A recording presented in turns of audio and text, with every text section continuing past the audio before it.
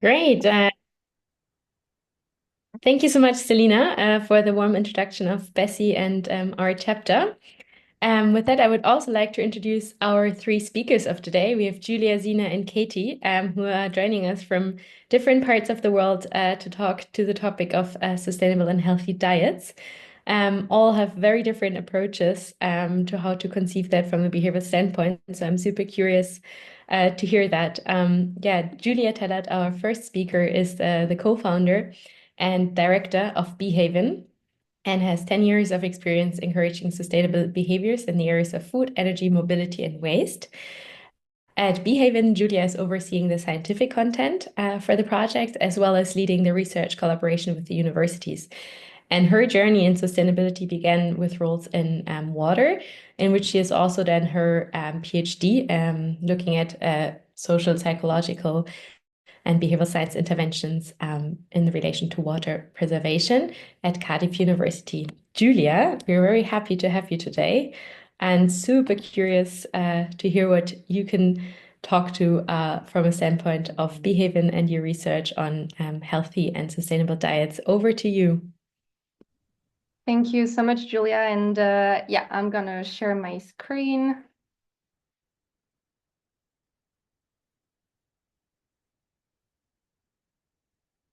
All right, coming. Let me know if you can see it. Yep, all good. Yes, we Great. can. Thank you. Thank you. So yeah, hi everyone. Really happy to be here. My name is Julia, and today I'm going to talk to you about a project that we conducted for WWF UK. So just a bit of context to start with. Yeah, here you go. So WWF UK is part of the Eat for Change program, which is basically a program that really encourages everyone to make simple changes to their diet and the way they're eating. And that includes eating more plant-based foods and more sustainable foods. They also have quite a focus on young people and aim to really encourage these younger people to rethink their relationship with food and choose to eat more sustainably. So in this context, WWF UK was faced with a bit of a challenge.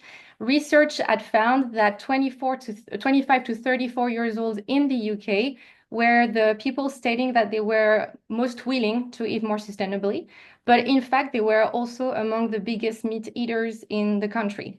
And so our task for this project was actually to first understand this intention behavior gap in this specific population, and then to provide communication recommendations that WWF could help to motivate these younger people to actually eat more sustainably and to reduce this intention behavior gap.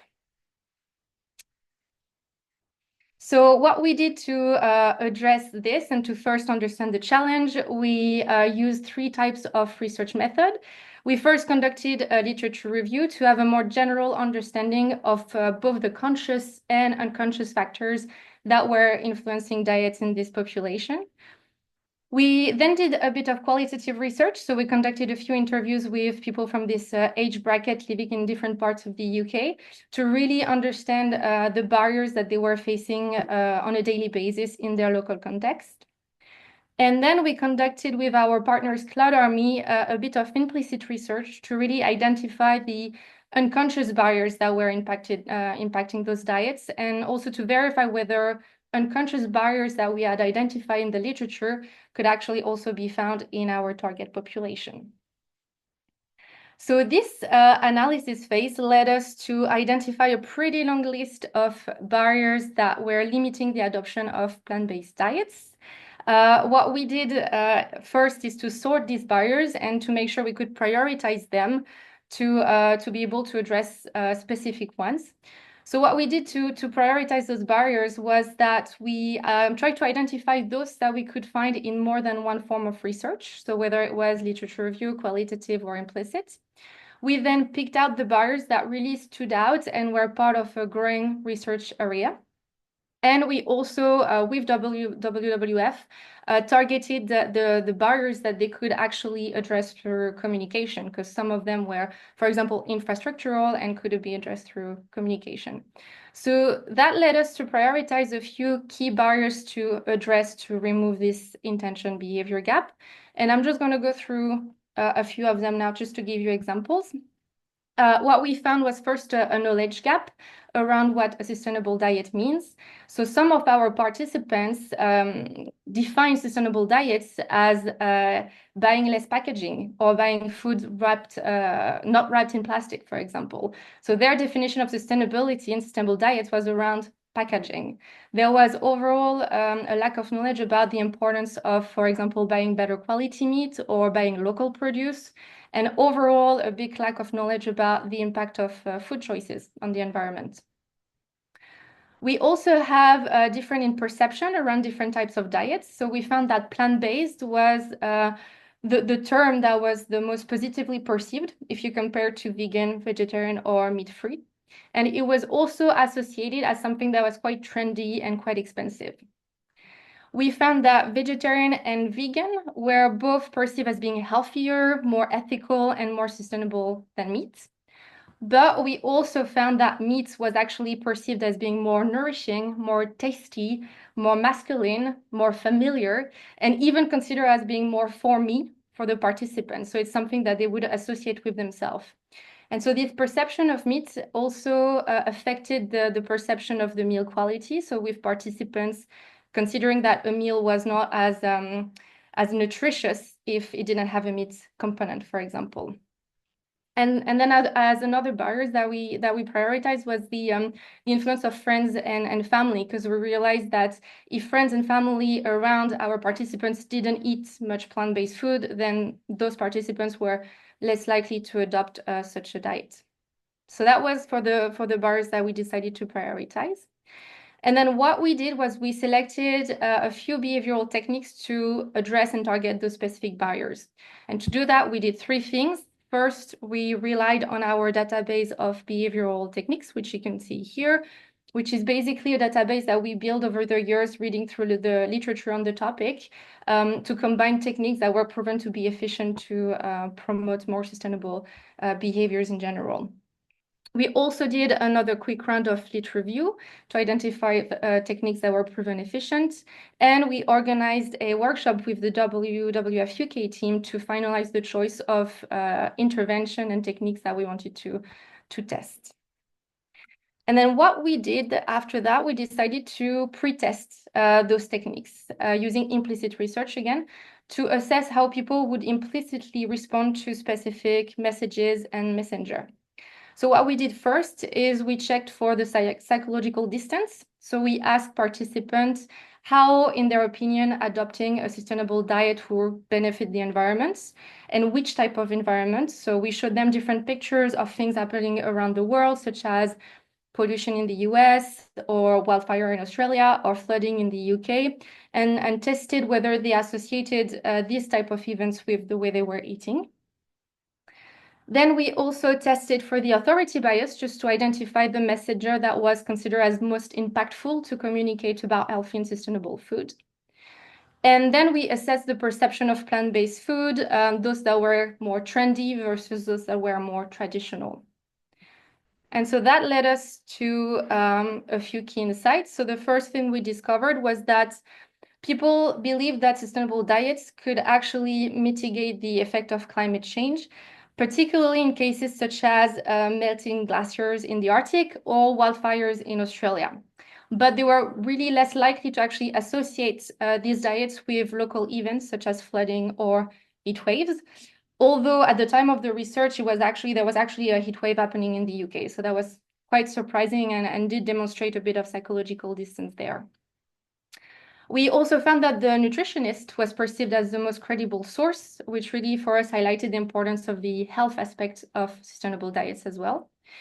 And we found that traditional plant-based foods or meals such as beans on toast or pasta with tomato sauce were considered as being more motivating, familiar, and less expensive if you compare them to trendy foods such as avocado on toast or quinoa salad. So actually, the funny thing was also that respondents didn't associate those type of traditional food as being plant-based and sustainable. In their head, it wasn't the case. And so these results led us to provide a few recommendations to WWF for their communication. The first thing that we advised was to highlight plant-based meals that were more familiar, more traditional, and more loved, just to show that plant-based food could also be accessible and easy to cook and not so expensive. The idea is really to debug the idea that plant-based food has to be fancy or complicated when actually people are potentially already eating plant-based meals on a daily or on a weekly basis. We also advise on choosing the right messenger, so especially focusing on promoting messages through health experts and nutritionists, particularly to debunk certain misconceptions, such as the fact that a meal is not nutritious if it doesn't include a meat component, for example.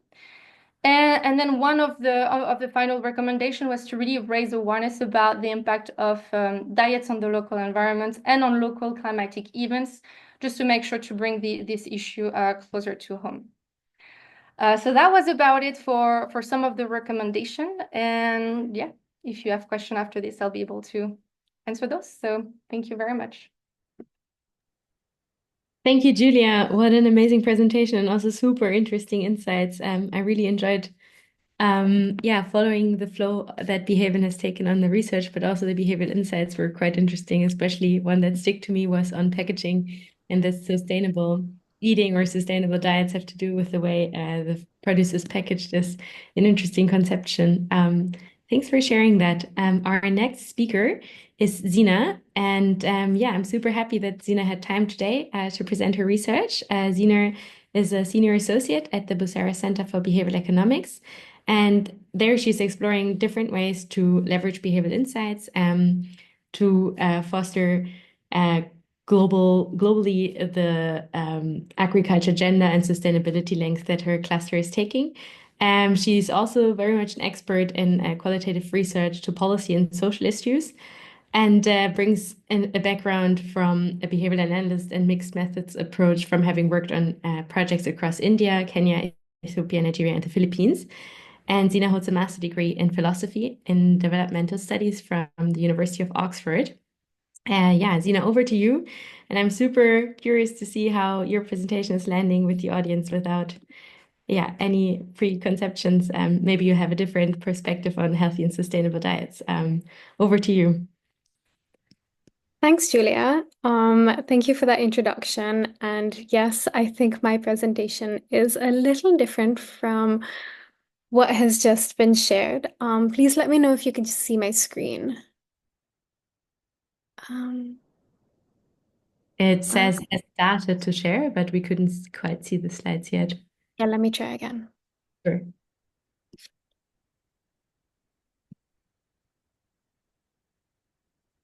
All right. Yeah. Okay.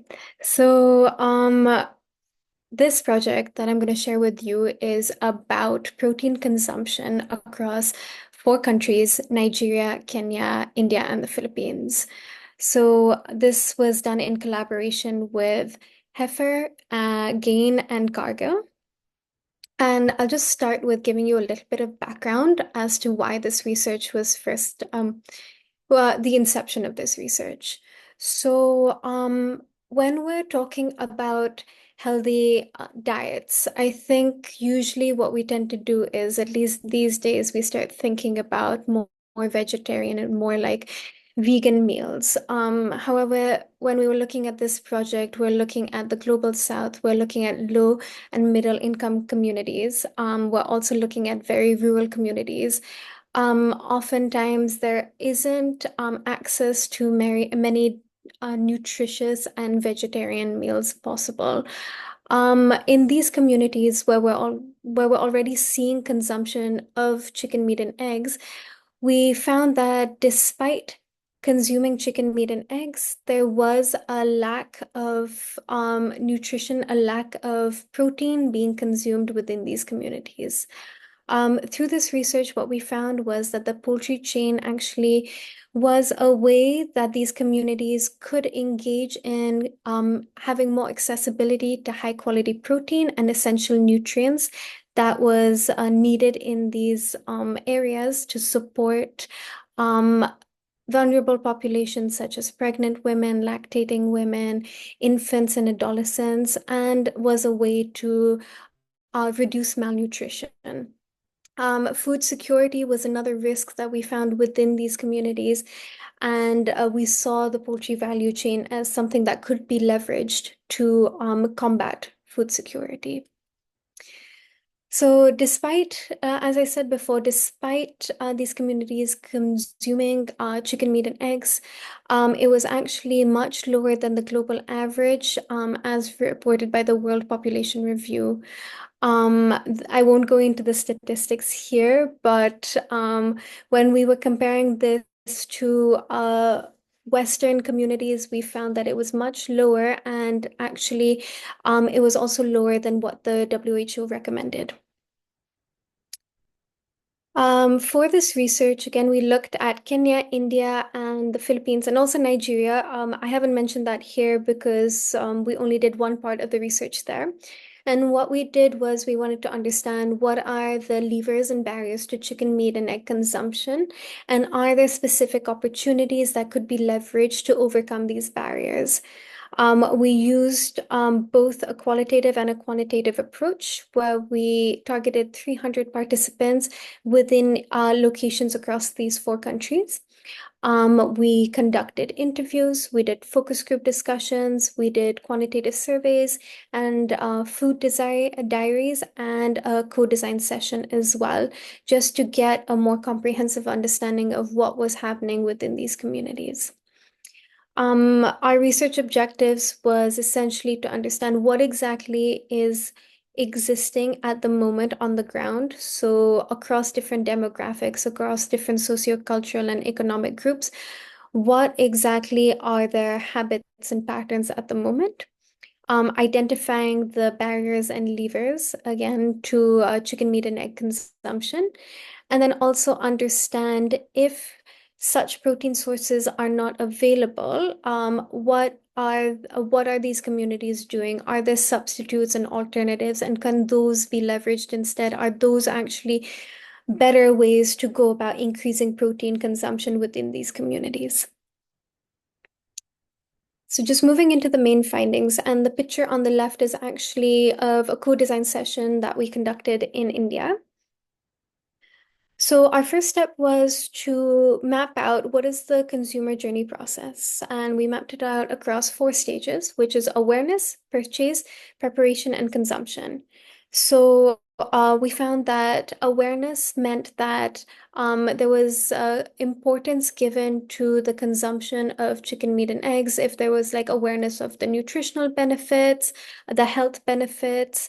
That was the first step towards consuming chicken meat and eggs. Then it was purchasing. So this meant buying and or sourcing chicken meat and eggs from either their own farms or shops around the community, or even like their neighbors' farms. Then comes the preparation and cooking of the protein sources.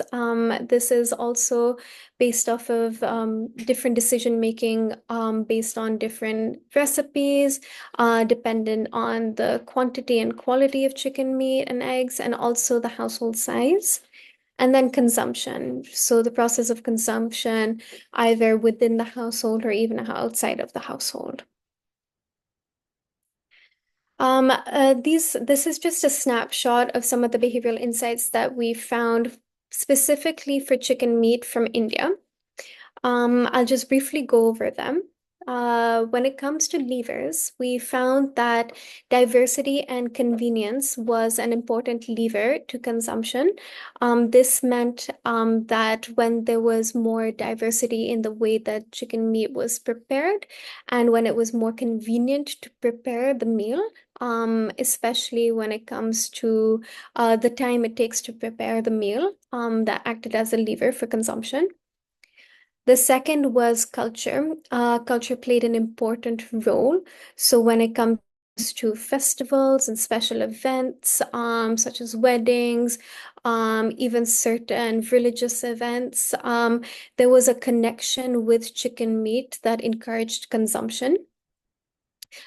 Social norms also dictated consumption, where weekends, chicken meat was consumed a lot more because it was seen as a special event. And then also health consciousness. This was quite interesting, where in India, when it comes to physical laborers, especially men, they saw chicken meat as high in nutritional value for someone who's doing that physical labor. Looking at barriers, we found that affordability, and I think this is something that we would assume anyway, that was a barrier to chicken meat consumption. Chicken meat was purchased based off of their financial capacity, market sizes, and also household sizes. Resource scarcity was another one. So country chicken was preferred over broiler chicken. And when country chicken was scarce, the consumption of chicken meat also reduced. Misinformation and also risk perception. So this could span from seasonality, like misinformation about seasonal concerns, about the quality of chicken meat during different seasons, health-related concerns, also concerns about broiler chicken having harmful chemicals in it, reduced consumption. And then lastly, religious practices and gender norms. So religious practices, there are quite a few months during the year in the target locations that we were looking at in India, which was Andhra Pradesh and Odisha, where meat consumption was not the norm. And then also, women were seen to receive the less desirable pieces of chicken meat and would often prefer if their children or even men within the household ate more chicken meat than them. So based off of these barriers and levers, what we did was we conducted a co-design session with respondents in these communities to understand whether they have ideas as to how consumption could be improved, what are their perceptions around consumption of chicken meat and eggs. But before we did this, we realized that it is really important to keep the context in mind. So whenever we're thinking about interventions, and because this was across 4 different locations, we realized that an intervention could not span across all 4 of these contexts. It had to be extremely contextual. So for this, we came up with 6 different ways of contextualizing our interventions. The first being ensuring that there is stakeholder engagement and that we're utilizing trusted messengers within the communities. So we're not coming in and we're not forcing anything upon communities that they do not want, and we're also engaging them when we're designing the interventions. Tailoring the messaging for cultural and socioeconomic realities that exist on the ground. Making sure that our whatever intervention we come up with is for the specific audience that we're talking about, because even for a country like India, the 2 different locations that we were looking at, Andhra Pradesh and Orissa, had very different types of audiences. So keeping that in mind, and then also making sure that it's backed up by evidence. Making sure that the interventions are interactive, and it's an iterative process where we're learning from when we're implementing the interventions. And again, using trusted communication channels, and then making sure that there is continuous monitoring and evaluation. So these are just a few of the recommendations that were shared with us by our respondents and also tweaked by Busara. So our respondents shared that they would prefer consumer testimonials. They'd want to hear more from healthcare professionals. They'd want more specific promotional campaigns, specific in the sense that campaigns targeted to mothers or women who are the decision makers within households, and then also campaigns that are more towards like health and wellness messaging. And then also addressing concerns based on the supply side issues such as seasonal shortages, supply side issues such as is the quality and safety of the chicken meat and eggs that they're getting to a high standard, and also shifting negative perceptions on broiler chicken. So yes, that is it for me. Yeah, happy to hear your thoughts on this. Thank you. Thank you so much, Zeena. Very interesting insights and presentation as well. And I like the contradiction where we have been arriving from promoting a healthy and sustainable plant-based diet that Julia, from a European perspective, has shared, and then your research on increasing egg and meat consumption from more a global south perspective. Yeah, Katie, on the other hand, from an organization that's called Greener by Default, also has another final presentation for us tonight or today, depending. She's joining from the US, so it's morning for her. Yeah, and Katie is a social entrepreneur, passionate about creating healthy and sustainable and just food systems. As a founder of New Roots Institute, Katie spent a decade leading food policy workshops at university, government agencies, and Fortune 500 corporations. And yeah, I introduced Katie as the co-founder and CEO of Greener by Default, which is maybe also highlighting a little bit where her presentation is going to go. And she's utilizing her expertise to implement plant-based defaults in institutional food services. And Katie holds a bachelor degree in psychology from UC Berkeley. Katie, I'm super curious to hear your thoughts and your presentation from the perspective of Greener by Default. And over to you. Wonderful. Thank you so much, Julia. So yes, again, my name is Katie Cantrell. I'm the co-founder and CEO of Greener by Default, which is a nonprofit that empowers institutions with evidence-based consulting and hands-on guidance to serve inclusive, sustainable, and delicious plant-forward menus. So just very briefly, I want to talk about why we're focused on plant-forward. Within the global food system, animal agriculture uses 77% of all farmland, produces 57% of all food-associated greenhouse gas emissions, but produces only 37% of the protein. So plants actually produce most of the world's protein, while animals produce most of the environmentally problematic emissions. And indeed, studies have found that if we don't change our diets, the food system alone could produce enough emissions to surpass 1.5 degrees of global warming, even if every other sector, including energy, became completely carbon neutral. If we keep eating the way that we're eating, we will still fail to meet the Paris Climate Accords. So food plays a critical role in climate change. And also, as we're seeing with the spread of avian flu in both chickens and now in cows, there are some real food supply chain, food resiliency issues, and also public health issues to do with antibiotics in the food chain as well. So, you know, food is really at the crux of so many of the most pressing issues facing us today. Now, I do want to give the caveat that we work in the global north. And so the stats that I'm giving are really focused on North America and Europe and Central Asia. So this is a graphic from the Eat Lancet Commission. You can see this dotted line here is what they recommend for what they call a planetary health diet that takes both the environment and public health into account. And you can see that, you know, red meat, potatoes, eggs, poultry, dairy, overconsumed in North America and Europe and Central Asia, while fruits, vegetables, especially legumes, whole grains, and nuts are drastically underconsumed. So if we can even this out a bit, that's a really fantastic way to improve both public and environmental health. So one really easy way to do that is for institutions to serve more plant-based and plant-forward meals, which have a carbon footprint less than half that of animal-based meals. And this is also a more inclusive way of serving food. Globally, 65% of adults are lactose intolerant. There are many different religions that encourage vegetarianism or restrict specific animal products. Apologies for some of the stats that are US specific, but you know, we're seeing this trend globally as well, that people are trying to eat less red meat and more plant-based for health reasons. Sorry, my cat has decided to join me. And in the United States, communities of color are actually nearly 3 times more likely to identify as vegetarian than white Americans. So by serving more plant-based meals, we are benefiting many different types of communities.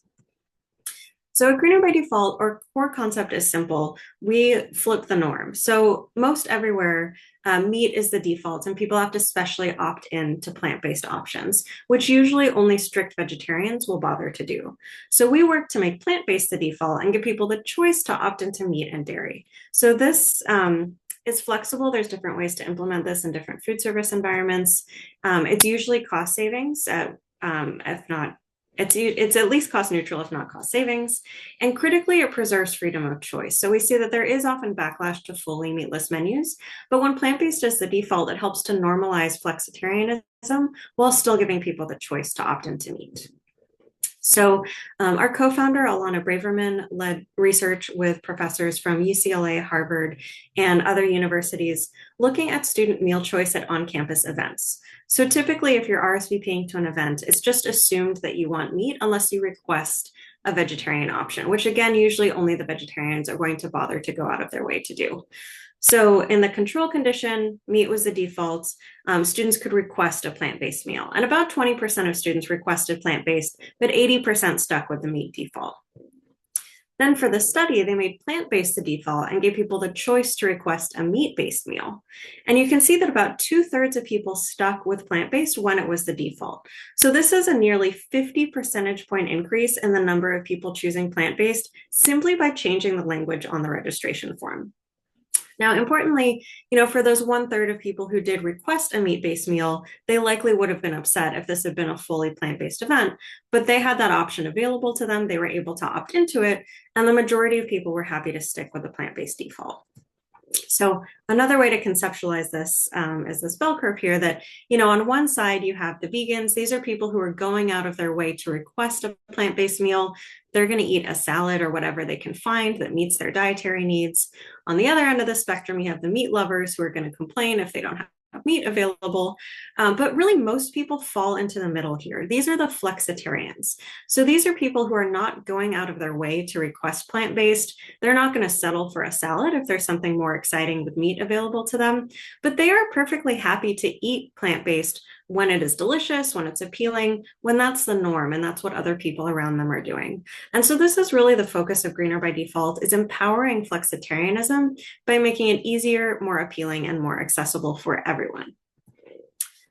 So again, our co-founder Alana worked on this research in conjunction with the Better Food Foundation and Food for Climate League, implementing plant-based defaults within all-you-care-to-eat dining halls at 3 universities. And so basically what the study looked like is at the certain station, one day there would be a meat-based dish and a sign saying you can request a plant-based version. And the next day there would be a plant-based version and a sign saying you can request a meat-based version. So looking at a meat default versus a plant-based default. And the study found that on days when it was plant-based with a sign saying you can request meat, the uptake of plant-based dishes increased by 50 percentage points, which reduced the food-related greenhouse gas emissions by about a quarter. Now, interestingly, the shift was more pronounced at 2 of the 3 universities. And so they looked into what was going on at that 3rd university and eventually found that there was one server who was actually discouraging people from taking the plant-based option. When someone would ask for the tofu, they'd say, "Really, even the tofu?" In a surprised voice. And so this is something we've seen over and over, but it was a great way to really quantify the impact of front of house workers and the importance of making sure that we're getting buy-in from everyone at all levels. So we recommend doing things like taste testing with front of house staff so that they can see firsthand that it's delicious and they can actually genuinely recommend it to diners rather than discouraging them. We also did work with New York City Health and Hospitals. They have 11 public hospitals in New York City, and they have 2 daily chef specials that patients can choose from. If they don't want either of those, there's a static menu of options to choose from. And so the work that we did with New York City Health and Hospitals and Sodexo and the Mayor's Office of Food Policy was making those chef specials plant-based. And then if patients don't want either of those, then there are meat-based options to choose from. And so what we found is over half of all eligible patients opt for one of the plant-based chef specials. There's very high satisfaction rates with those plant-based dishes. and they're actually saving money per meal because plant-based proteins are usually more inexpensive. And so this was so successful that they have now expanded this program permanently for lunches and dinners to all New York City, all 11 New York City public hospitals. They're shifting over 800,000 meals per year from meat-based to plant-based, and they've reduced their greenhouse gas emissions by a third as a result. So that's just a quick overview of some of the work that we've done. We do also use other behavioral science strategies, other nudges, like making sure that dishes have really appealing names, that they're placed first in buffet lines, that it's not a separate menu or separate station. So, a lot of different easy ways that we can nudge people towards plant-based options in institutional settings. We have more information on our website, including videos of some of the pilots we've done. We have more information on the research around plant-based nudges. And then also, I look forward to taking your questions, but if you are affiliated with any institution, we work primarily with hospitals, universities, corporate cafeterias, and then large events and hospitality. So if you're interested in bringing any of these strategies to your institutions, we would love to partner with you. So you can reach out at info@greenerbydefault.org. Thank you. Great. Thank you also, Katie, for such an insightful presentation. I really am inspired by the research that you do of making it so easy for people to follow a sustainable, healthy diet, from making it the default rather than giving them too many options. And we know if you increase options, then people are more likely to pick intuitively that the least easy option, right? So I think it makes perfect sense what you're doing, especially with the menu audits that you start with, and the research that you do in that regard really, really does make sense. So thank you so much for sharing that insights. We're now starting with a Q&A and a little bit of panel discussions.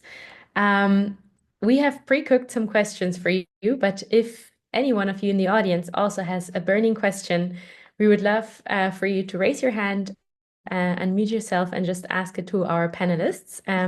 They're very keen to also answer your question, and while you think about it, I will just start with the first question that is burning, basically from hearing Julia, Katie, and Zeena presenting different approaches to healthy and sustainable diets. The first one that kind of comes to my mind is why do we have such a perception of healthy and sustainable diets that is either plant-based or meat-based or non-meat-based? And I think some of the presentation even had female and male kind of juxtapositions in there. So male perceived meat as something they need because they work physically or because it's more manly to eat meat. And I'm just very curious to hear more, because we had an all-female panel here today. And again, maybe as a female trait traditionally being perceived as also their main decision power in the kitchen, in the household, cooking, again, traditionally, not in modern ages for sure.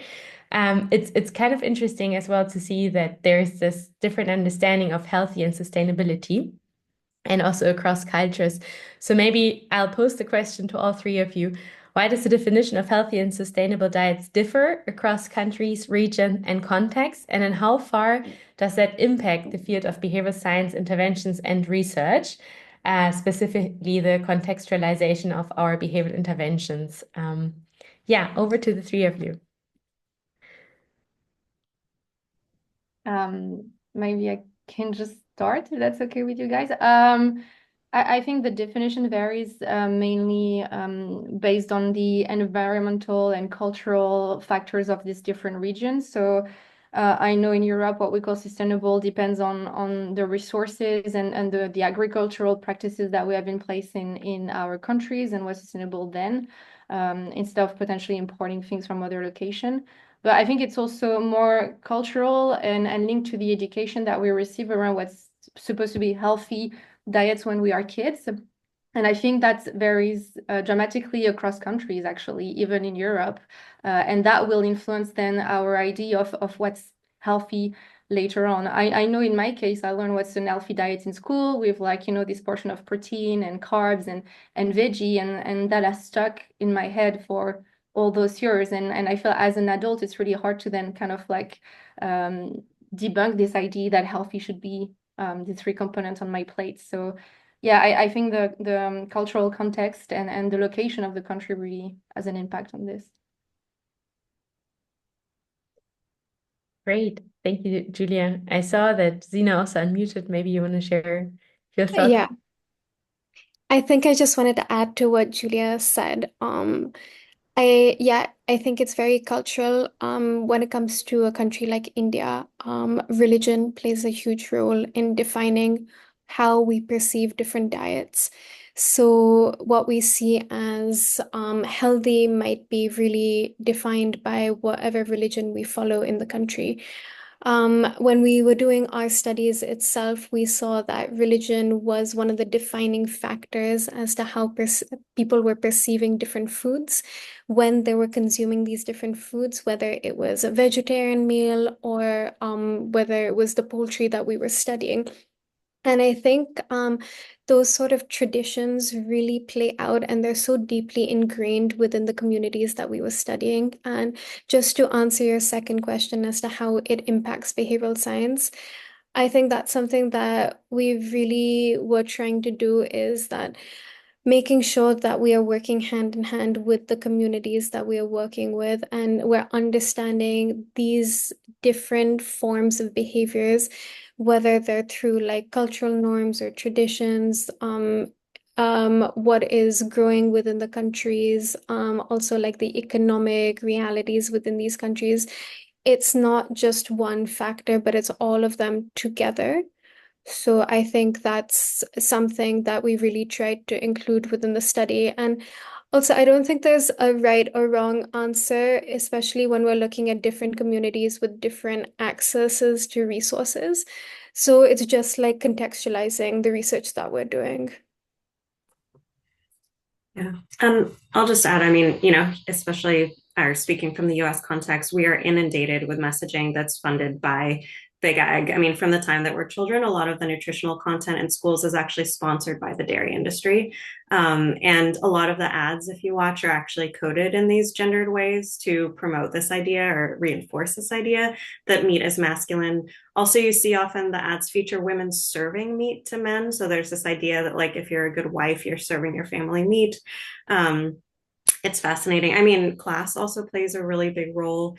You know, traditionally, most of the foods that are staple foods around the world are plant-based. If you look at like, you know, lentils and beans and potatoes and tofu, often these are seen as peasant foods. And so meat has been traditionally more of a luxury item. And so in the United States, when immigrants come to the US, it's a sign that they've made it, that they're able to eat meat every day, that they can afford meat. So it is certainly a very complex cultural issue. And one thing that we've seen is really critical, and one of the reasons that New York City was so successful is their culinary director really did a phenomenal job of looking at the demographics of their patient population and making sure the plant-based dishes that he was menuing, the recipes that he was creating, were culturally appropriate.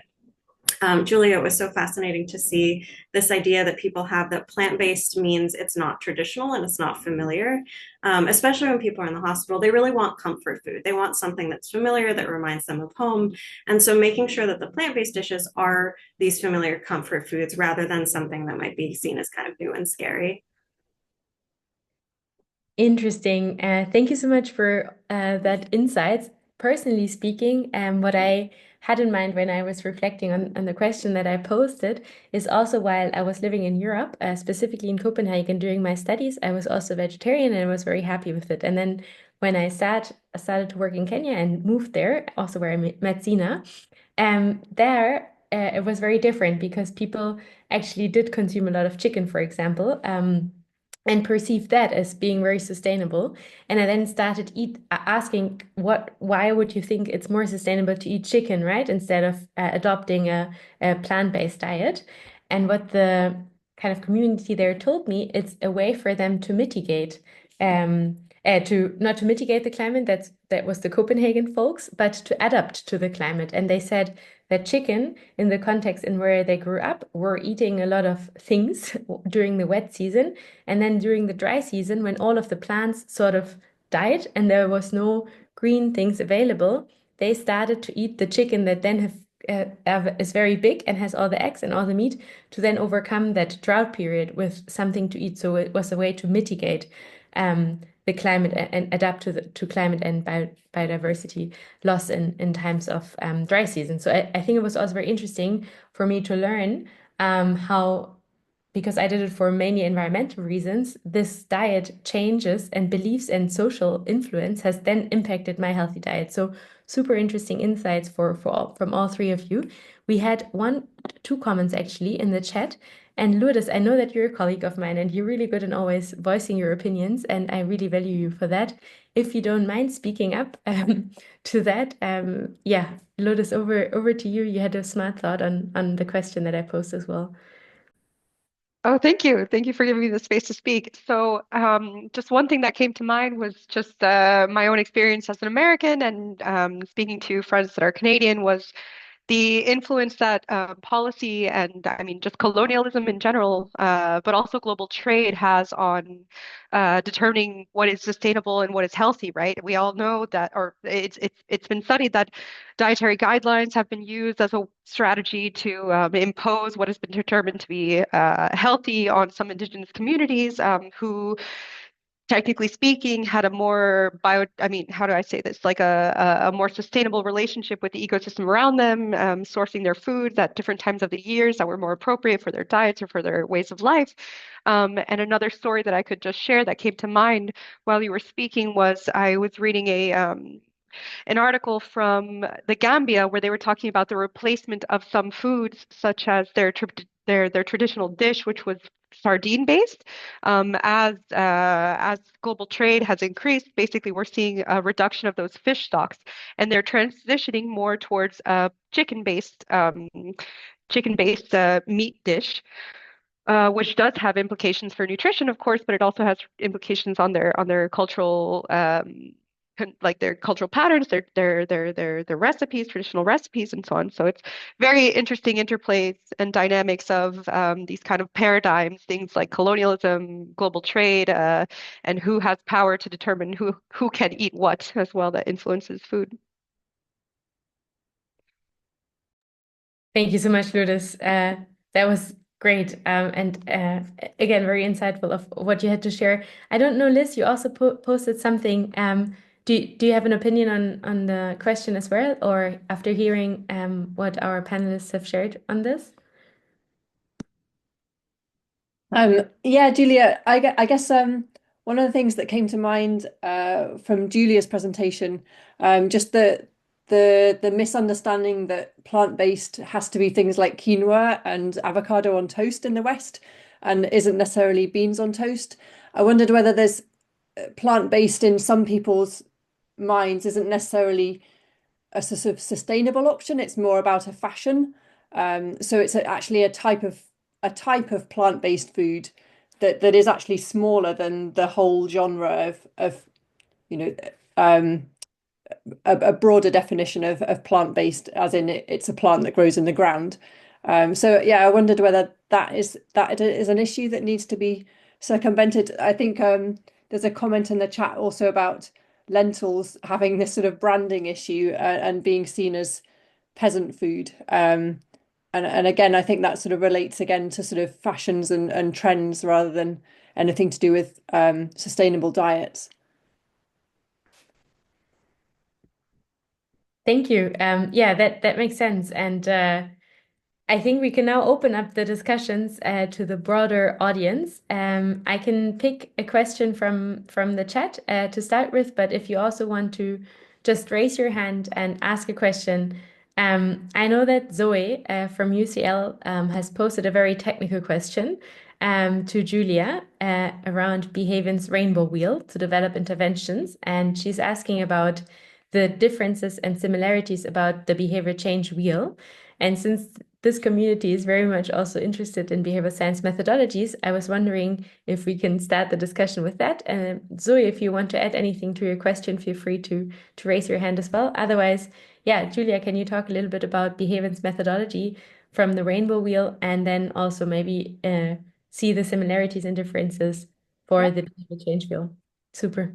Yeah, thank you, Zoe, for your question. Actually, the wheel is really inspired by the behavior change techniques from the behavior change wheel.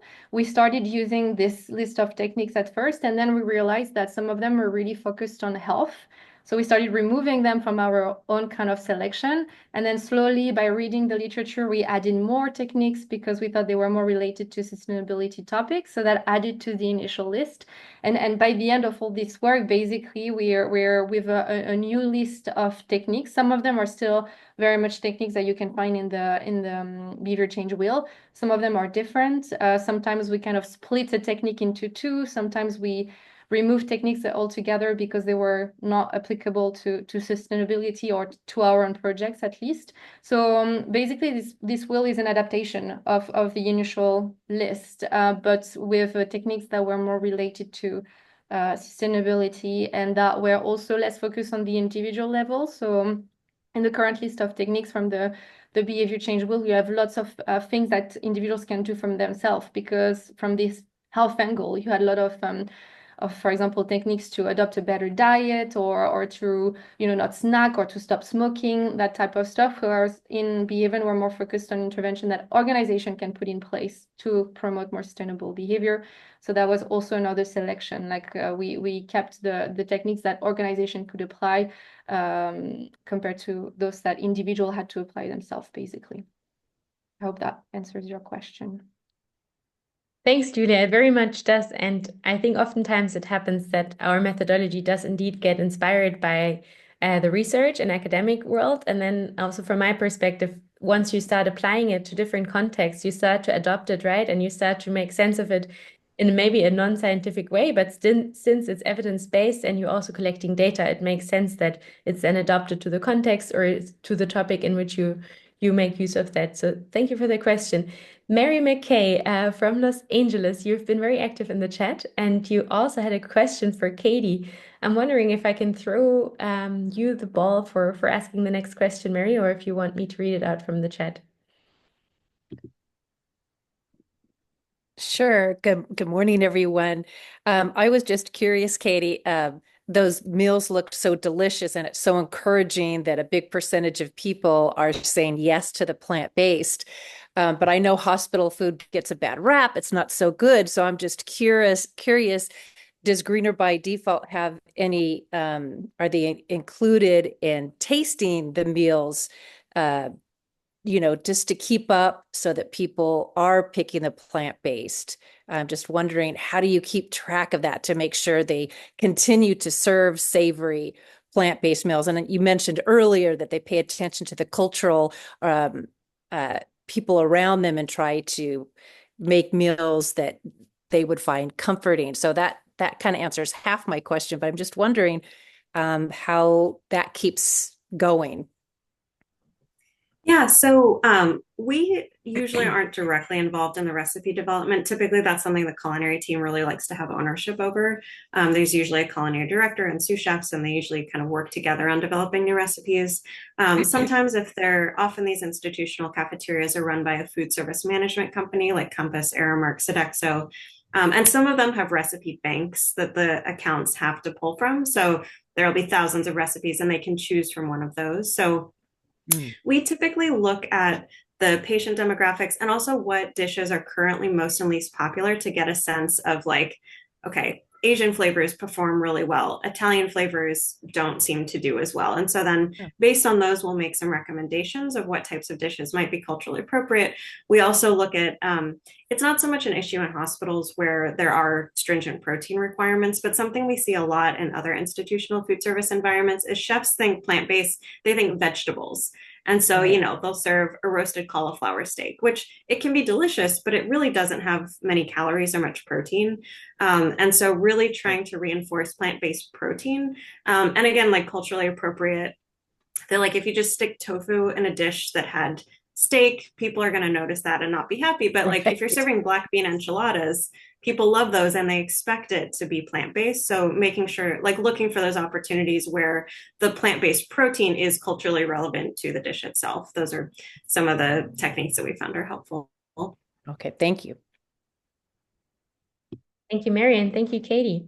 Are there any questions from the audience? Otherwise, I will pick another question from the chat. I know also you just joined the conversation.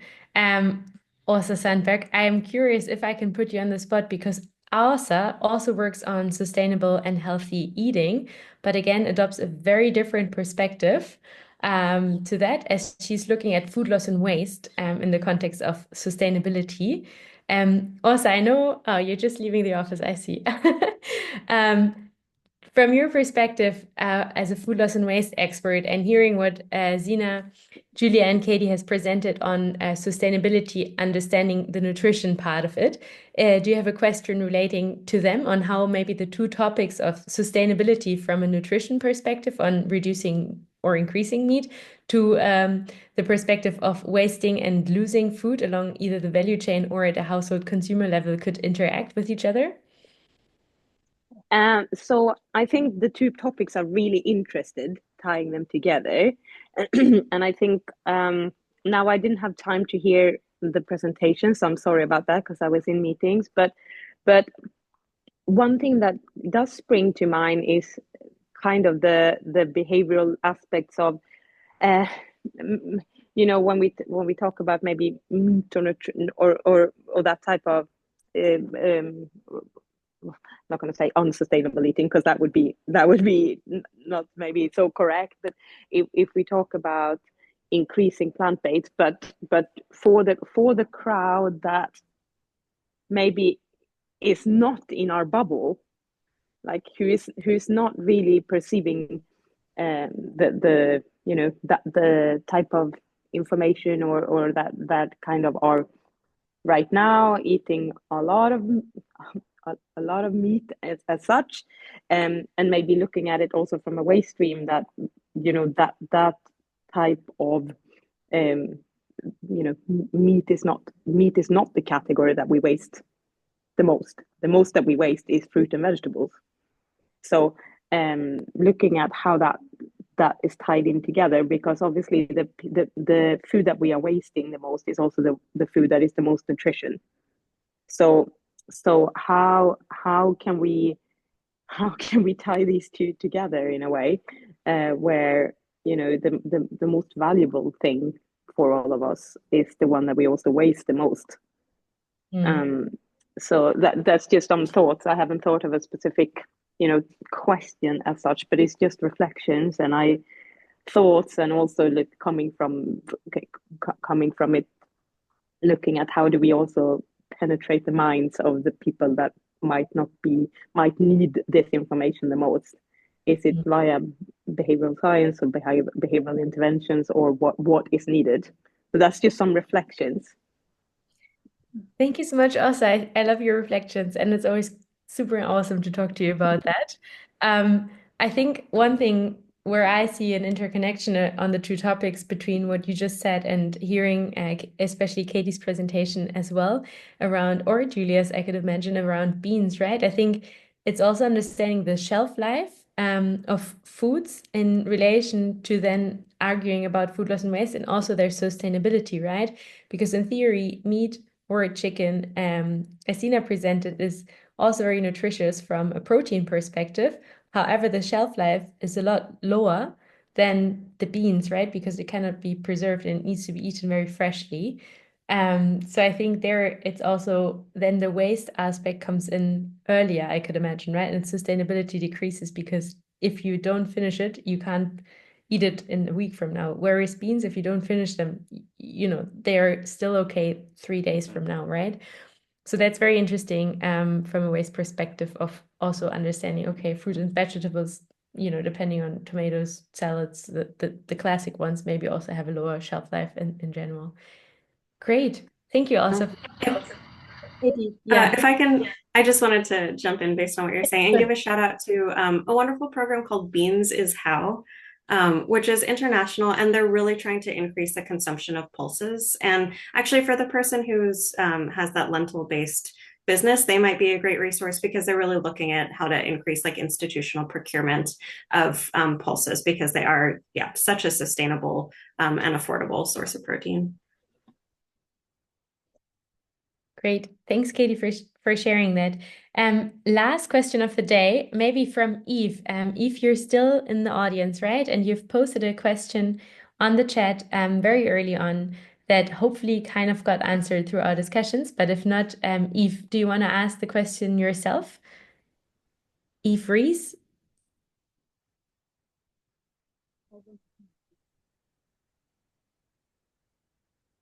I saw that you unmuted, but it's very hard to hear you. So Eve is interested in understanding how Julia selected the barriers and prioritized and developed interventions around them. And maybe I can broaden this a little bit because Zeena's presentation also spoke to barriers and levers around the uptake of meat and chicken and eggs in the context in which she was working. So maybe from the perspective of behavior science methodologies, both of you could speak to Eve's question on which barriers to prioritize when designing behavioral interventions. Yep. Yeah, I responded in the chat, but yeah, basically the way we prioritize the barriers for us was to identify those that were appearing in more than one type of research. So we did qualitative interviews, we did lit review, we did implicit research, and we were trying to identify those that were popping up in those different types of research, but also those that were all part of a growing research area. That was also quite interesting. And meat masculinity was really big at that time, so it was interesting for us to look at that. We usually in projects also do a basic frequency count when we identify different barriers to see how often the barriers are appearing in our research. And because we work on practical projects, we have to consider and to prioritize the barriers that we can actually address. And in that case, it was addressing through communications. So we also selected those one. I think just to add to that, it's pretty similar to what I was going to say, but we also leveraged upon what our respondents were saying. So based off of what they thought would be the most impactful within their communities, we tended to prioritize those barriers and levers that would then go into the intervention designs. Also, like Julia said, we're actually in the process of developing a communications campaign. So trying to see which ones can be addressed through a communications campaign then is important. And then also seeing what is high impact, low effort, depending on who is implementing whatever intervention we come up with.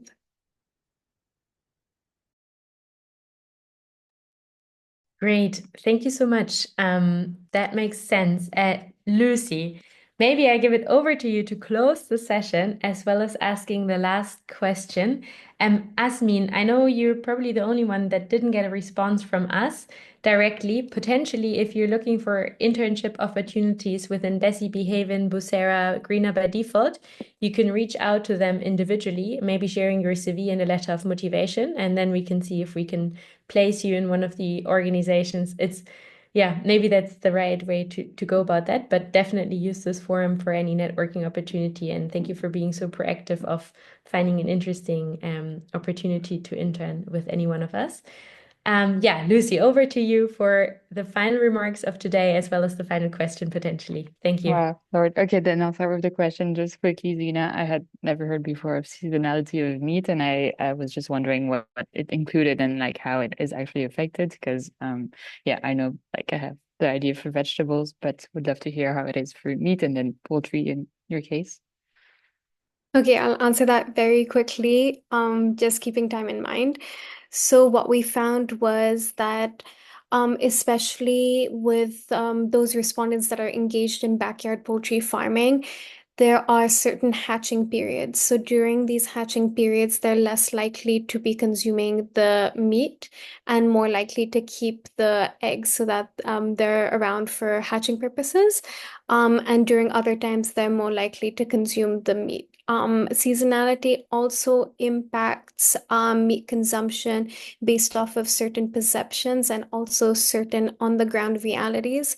So we found in some of our contexts during rainy seasons, the consumption of meat and eggs decreased, as well as during summer months because of lack of proper storage facilities, lack of proper hygiene, and food safety measures. So this is just two ways that seasonality can be perceived when we're speaking about meat consumption. I hope that clarifies. Definitely. Thank you very much. Then thank you all to our great speakers, and thank you to the audience for also the great questions and the very interesting conversation. And thank you, Julia, as well, for making such great moderation and linking it all nicely. So yeah, with that, make sure we'll send the recording exactly. I saw this question. So yeah, we'll send the recording of the session to all the people who registered to the event, and it'll be on our YouTube channel later this week. And then for any upcoming events, then make sure to follow the LinkedIn page. And yeah, thank you all very much, and wishing everyone a good day, evening, afternoon, and yeah. Thank you, everyone. Thank you, everyone. Thank Thank you, you everyone. for great presentations and input. Thank you.